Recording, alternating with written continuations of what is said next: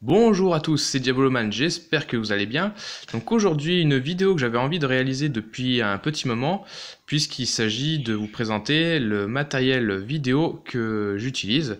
Donc quand je dis matériel vidéo, principalement mes caméras.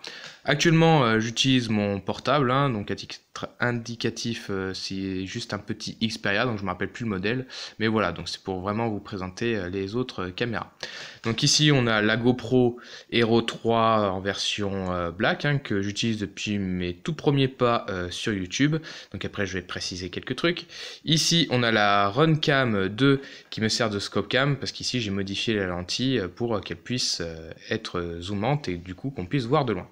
Et ici c'est une Soko C10 donc qui permet juste de me faire un peu des selfies, donc d'avoir d'autres angles de vue. Donc on va d'abord parler de la GoPro puisque c'est ma première caméra qui est du coup ma caméra principale puisqu'elle va me permettre de voir ce que je vois autour de moi vu qu'elle est sur ma tête, et également de capturer le son de mes vidéos parce que les autres caméras vous n'entendrez en théorie jamais le son, sauf si par exemple ça m'est déjà arrivé d'oublier de filmer, enfin du moins d'allumer la GoPro et donc de filmer. Donc ici elle est sur un support spécial fabriqué par Bfab qui me permet de fixer ça sur ma casquette. Donc en fait à l'arrière on a du velcro et que du coup on peut fixer sur les casquettes de ce genre. Donc voilà, avec le boîtier d'origine. Donc voilà, en fait il suffit de glisser comme ceci et après on n'a plus qu'à scratcher comme ça ici. Hop, alors voilà, c'est à peu près. Et donc comme ça en fait on a quasiment pas de jeu et l'angle est parfait. Du coup en fait on n'a pas de risque que la caméra des fois avec le système de fixation sur tête puisse pivoter. Par exemple vous avez filmé trop haut ou trop bas. Donc alors comment c'est conçu? Donc en fait on a le boîtier classique. Sauf que on n'a pas la partie arrière qui est fixée normalement avec une tige métal et qu'on met par-dessus. Donc ici on a le truc de Bfab, donc en fait on a l'arrière en gros d'une GoPro qui a été modélisée. Les trucs en mousse c'est pour éviter que la GoPro bouge, parce que sinon on aurait du jeu et vous entendrez un peu une sorte de bruit de claquement de toc toc toc. Donc c'est pour vraiment stabiliser. Et ici en fait j'ai pris une clé Allen qui permet en fait de se fixer sur cette partie là. Donc en fait il suffit d'aligner tout simplement et après on n'a plus qu'à reclipser et voilà, comme ça après on est prêt à les filmer. Donc voilà ce que ça donne une fois sorti du boîtier. Bon après tout le monde sait à peu près à quoi ressemble une GoPro. Ici une carte SD de 64 Go qui me permet d'enregistrer pendant un petit moment. J'utilise encore les batteries d'origine, mais pour plus tard j'ai pour projet donc d'acheter une batterie bank killer, je crois qu'on appelle ça, ce qui en fait va remplacer la batterie, donc c'est un câble après qui va ressortir et vous branchez ça directement sur une batterie externe. Donc je pense prendre une batterie externe de 5000 milliampères, ce qui me permettra de filmer tout en continu et de pas avoir les moments que je peux avoir dans la journée, c'est-à-dire de plus avoir de batterie et donc de devoir changer de batterie en pleine partie. Donc ça, ce sera le projet pour plus tard d'amélioration. Peut-être qu'un jour, si je retrouve les moyens, je revendrai cette GoPro là et j'en prendrai genre peut-être une 4, ça serait suffisant, voire une 5, je ne sais pas trop encore à ce moment-là. Pour ce qui est de la configuration, je filme principalement en 1080 et en 30 fps. Mais peut-être que quand j'aurai la possibilité de filmer en continu, je passerai en 60 fps plus tard. Alors je vous avais déjà présenté mon ancienne Scopecam qui était une Mobius. Aujourd'hui je tourne sur une Runcam 2, donc à force tout le monde doit connaître. Alors là du coup elle est en orange parce que quand je voulais l'acheter, je n'arrivais pas du tout à trouver une grise. Donc c'est une caméra qui permet de filmer en 1080 avec du 60 fps, donc vraiment avoir une bonne stabilité. Par contre d'origine vous ne pouvez pas vous en servir de Scopecam parce que vous aurez le même genre de de lentilles qu'une GoPro, c'est-à-dire que ça va être en fisheye, donc vous ne pourrez pas voir de loin. Donc dessus j'ai changé la lentille que vous voyez ici. Il s'agit donc d'une lentille de 25 mm que j'ai acheté chez Vision Dimension, donc qui coûte cher, hein, qui coûte dans les 70 €, donc presque aussi cher que la GoPro, la caméra en elle-même, et le tout est maintenu sur une fixation Picatinny encore fabriquée par Befab. Donc par contre, petit conseil, si vous voulez faire du Scopcam pour faire juste du sniping, hein, bon en fait c'est quasiment, je fais quasiment que ça, je vous conseille de pas prendre une 25 mm mais plutôt de partir sur une 35 mm. Vous pourrez profiter un peu plus du zoom et voir un peu plus la bille sur longue distance. À l'arrière, donc du coup on a accès à la carte SD, et ici l'emplacement de la batterie. Donc vous verrez plus tard comment je fais pour alimenter, parce que pareil en fait ça a autant d'autonomie qu'une GoPro, donc c'est un peu limité durant la journée, mais je vous montrerai ça un petit peu plus tard. Donc pour ce qui est de ma dernière caméra, donc comme j'ai dit il s'agit d'une Soko C10, donc c'est une sorte de GoPro-like, mais en beaucoup plus cheap, et c'est également un peu plus gros.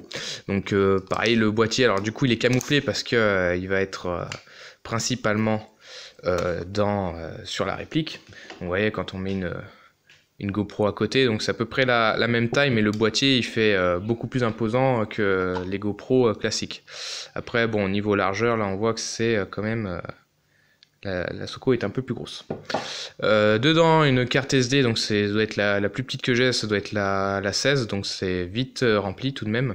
Après l'emplacement de batterie est un peu différente, mais pareil, son emplacement ici n'est pas pratique parce qu'en fait le fait de mettre comme pour la GoPro une batterie bank killer, c'est beaucoup plus compliqué, voire impossible. Donc on n'a pas le choix que de mettre un câble USB branché sur le côté, donc c'est pour ça qu'ici j'ai un trou pour pouvoir alimenter. Bon, le risque c'est du coup que ça chauffe si on filme en même temps qu'on charge, mais bon, au vu de la caméra, j'ai moins peur de la griller celle-là que la GoPro par exemple. Donc là dessus la qualité d'image est un petit peu moindre, mais je filme en 1080 et 300 fps. Donc comme c'est juste pour filmer ma tronche, c'est amplement suffisant selon moi, il n'y a pas besoin de plus. Le son, alors par contre sur ce genre de caméra n'est pas terrible, c'est pour ça que pour ce qui est de filmer au niveau de la tête, il faut une caméra avec un minimum de qualité, surtout au niveau du son, qui est pour moi très important. Cette caméra par contre a l'avantage d'avoir un écran derrière, donc vous pouvez voir en direct ce que vous filmez, et donc j'en avais deux comme ça. La deuxième en fait je l'avais modifiée pour m'en servir de VFN, donc voir et filmer de nuit.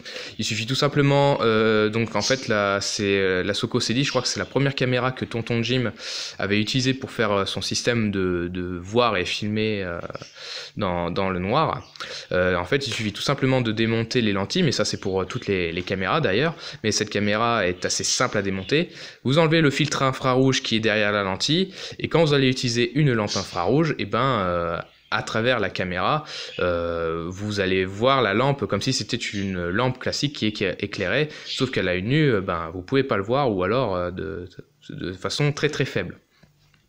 Donc maintenant je vais vous montrer un petit peu comment je fixe tout ça pour filmer. Alors pour la selfie cam, on a ici ce système de fixation donc, qui se fixe sur les rails RIS. Donc voilà, hein, on a juste à visser cette vis et faire glisser. Et comme ça après, je peux faire glisser avec le système d'attache rapide. Comme ça j'ai juste à faire glisser dans l'autre sens. Je fais glisser et comme ça, hop, il y a plus, ça tient tout seul. Comme ça permet de voir ma tronche pendant que je vise. La Scopcam, donc en théorie, elle se fixe aussi sur rail RIS, donc voilà, il suffit de faire glisser. Donc là par contre j'ai une lunette qui a un sunshade un peu trop grand, donc en fait il faudrait que je fasse reculer, et du coup la caméra serait à peu près ici. Donc quand j'ai le rail long, en théorie la caméra se trouve à l'avant. Befab fournit également un système de fixation en 25 mm qui permet de fixer par exemple sur les canons, si vous avez une réplique qui n'est pas un SRS et qui du coup n'a pas de rail type RIS. Alors de l'autre côté, je vais vous montrer un autre truc intéressant qui est encore fabriqué par Befab. Bah oui, j'aime bien ce que fait Befab. Hop. Donc il s'agit en fait d'un bon gros boîtier. Hop, voilà, comme ça vous le verrez. Qui pareil est fixé par un système RIS. Voilà. Et en fait c'est juste pour faire tenir à l'intérieur ma batterie bank. Donc je vais vous montrer. Donc c'est de la marque Pineng. Là qu'on voit ici. Du coup, j'ai pris celle-là parce que déjà, elle est en 10 000 mAh. Donc ça me permet d'alimenter mes deux caméras, donc ça soit la Soko ou la Runcam. Alors celui-là, il est vraiment pas mal. En plus, il coûte pas cher. Hein. Je crois que je l'avais trouvé à 13-15 € sur Banggood, hein, ce qui est vraiment pas cher. Et niveau qualité, je dois dire que c'est franchement pas mal. J'ai déjà payé des batteries bank à 30 € et franchement c'était super fragile ou le système de rechargement était pas terrible. Celui-là il a l'avantage, en fait, vous appuyez sur le bouton et vous avez le pourcentage de batterie restante, ce qui vous permet de voir à peu près où est-ce que vous en êtes. Donc en fait il y a deux ports, un qui va alimenter en 2,1 ampères et un en 1 ampère. Donc en général j'utilise celui-là. Donc pour la Runcam je vais mettre celui-là parce que ça va être un petit peu moins, et là par exemple la Soko. Donc en fait, j'ai tout simplement à le glisser dans la boîte. Et en fait, j'ai mis une sorte de chiffon pour que ça tienne tout seul. En fait, à la base, le boîtier que m'a fourni en entier Befab, il se referme, et du coup, avec les trous pour juste faire passer les ports USB. Mais au final, j'aime autant l'utiliser comme ça, c'est plus pratique. Et au moins, on a un suivi sur ce qu'on prend. Donc après, c'est vrai que quand je vais l'utiliser, je vais le mettre de l'autre côté pour éviter que, par exemple, une bille tape sur l'écran digital et que ça me pète tout. Mais en tout cas, cette batterie bank est franchement pas mal. Je l'utilise tous les jours, donc quand je vais au boulot pour recharger mon portable. Donc vous laissez ça charger ça pendant la nuit, et comme ça, au lieu de chercher une prise, vous utilisez ça. C'est de la même taille que mon portable en plus, donc comme ça vous pouvez mettre dans la poche en même temps que le portable. Ça prend pas trop de place. Donc voilà, j'ai fini de vous présenter donc brièvement le matériel que j'utilise. Donc j'espère que ça vous permettra de vous guider un petit peu sur le choix de votre caméra. Donc comme je disais, si vous voulez faire des vidéos d'airsoft ou voire même d'autres vidéos, en tout cas pour l'airsoft, je vous conseille c'est vraiment de prendre une bonne caméra de tête, parce que déjà il faudra avoir une caméra qui permet d'enregistrer un très bon son. Après il est possible d'acheter des micros externes, donc on peut brancher en l'occurrence avec la GoPro sur le port USB sur le côté.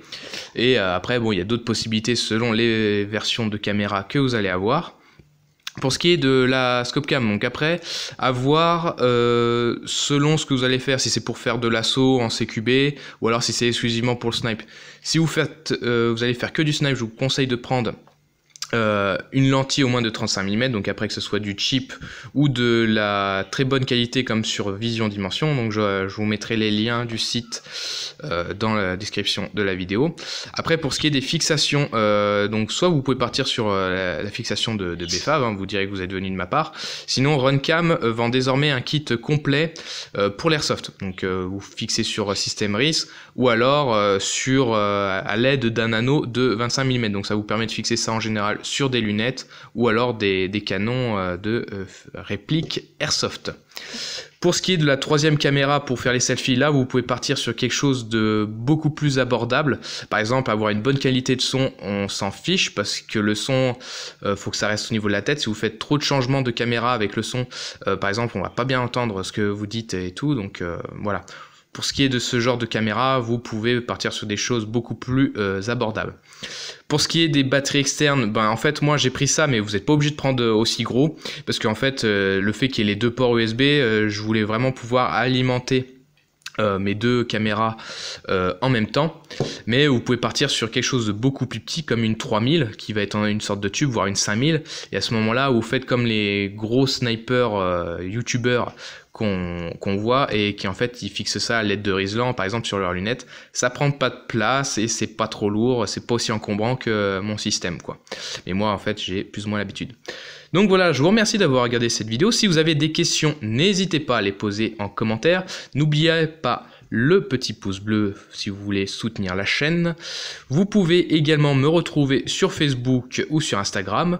Vous pouvez également me faire un petit don via Tipeee pour permettre de soutenir la chaîne et par exemple acquérir du nouveau matériel vidéo, comme par exemple je vous parlais de la batterie bank killer et par exemple une autre caméra pour plus tard, hein, si jamais il y a assez de trucs, et aussi par exemple la caméra externe qui permettra d'alimenter la GoPro. Donc voilà, je vous remercie grandement de votre soutien et je vous dis à la prochaine pour une autre vidéo. Salut!